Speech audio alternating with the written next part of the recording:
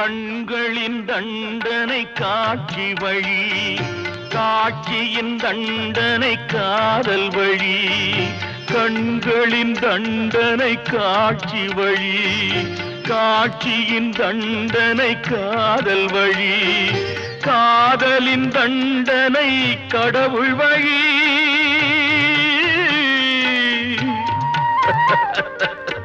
காதலின் தண்டனை கடவுள் வழி.